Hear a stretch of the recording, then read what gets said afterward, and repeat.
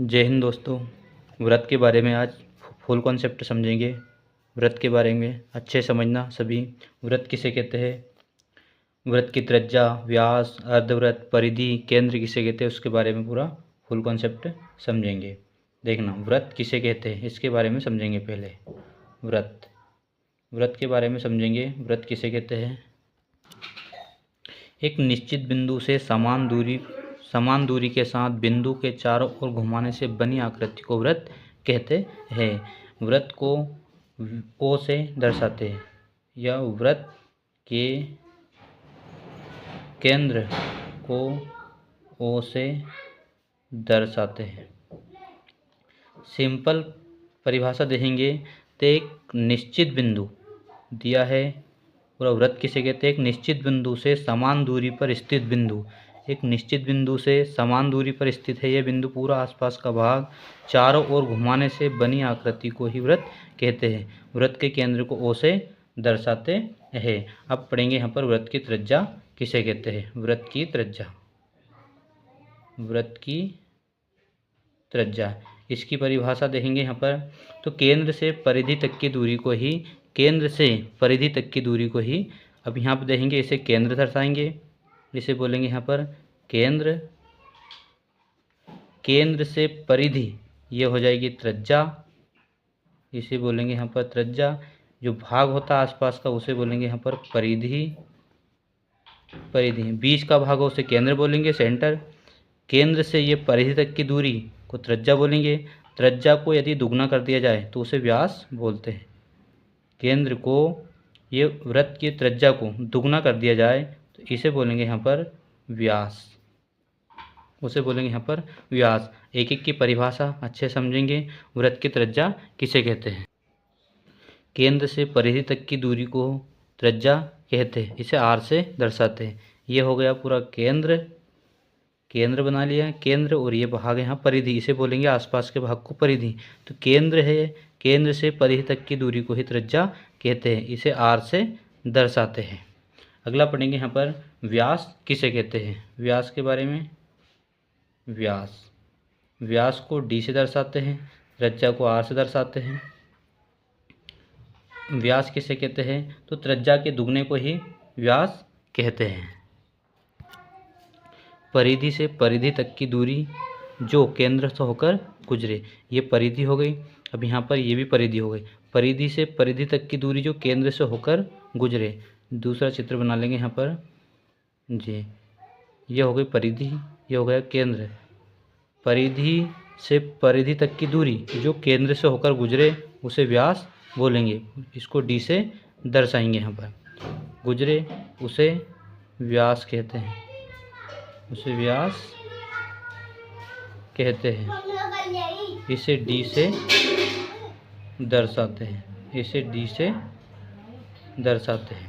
अगला पढ़ेंगे यहाँ पर अर्धव्रत। अर्धव्रत किसे कहते हैं, अर्धव्रत, इसके बारे में समझेंगे।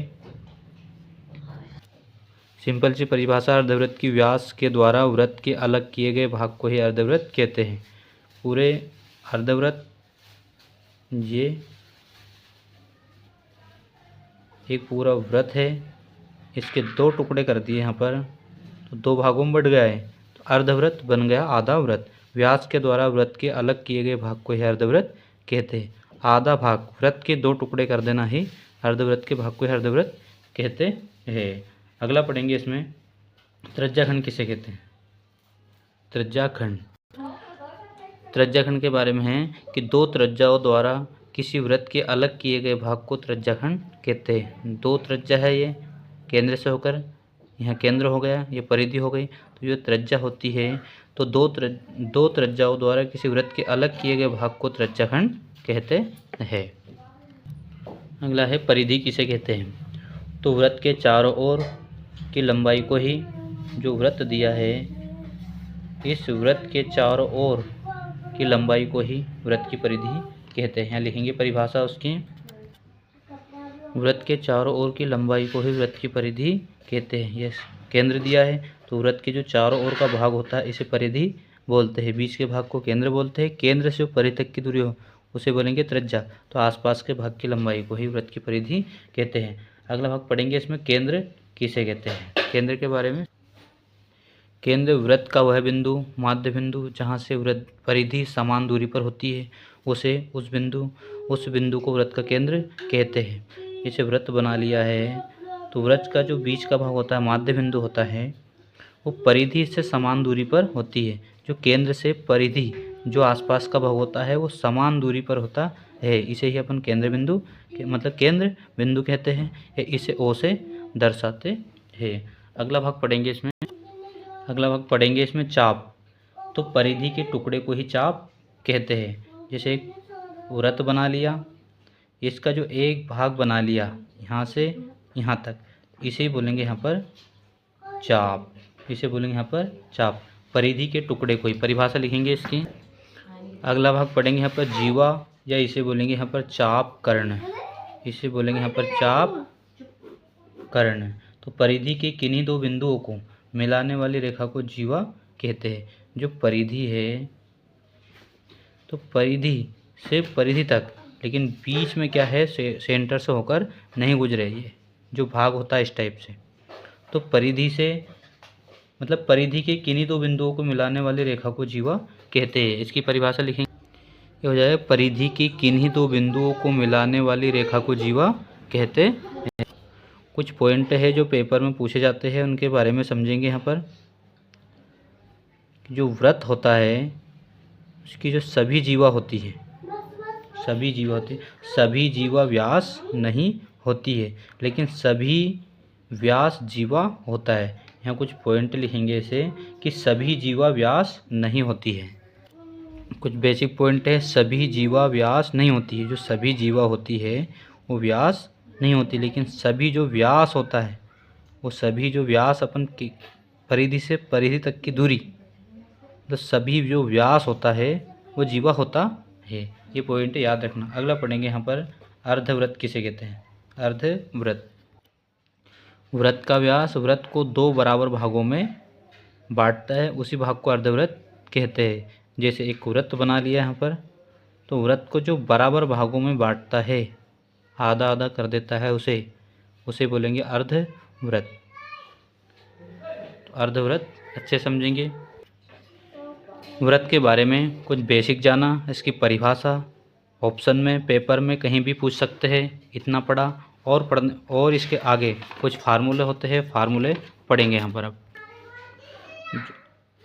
वृत्त होता है तो वृत्त में ये होता है केंद्र,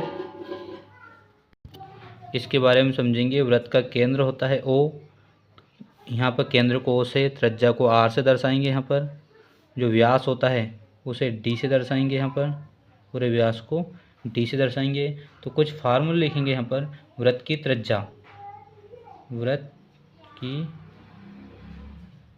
त्रिज्या का फार्मूला हो जाएगा, व्यास का आधा होता है वृत्त की त्रिज्या।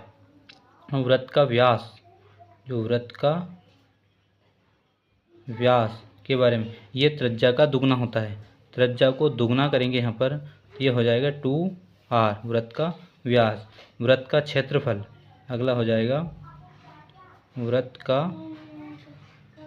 क्षेत्रफल। वृत्त का क्षेत्रफल होता है पाई आर स्क्वायर। अगला हो जाएगा इसमें वृत्त का परिमाप। वृत्त का परिमाप को ही परिधि बोलेंगे। यह हो जाएगा 2πr। याद रखना। वृत्त के बारे में और भी डिटेल जानने के लिए चैनल पर जाएं, लिंक को शेयर करें और सब्सक्रिप्शन करें।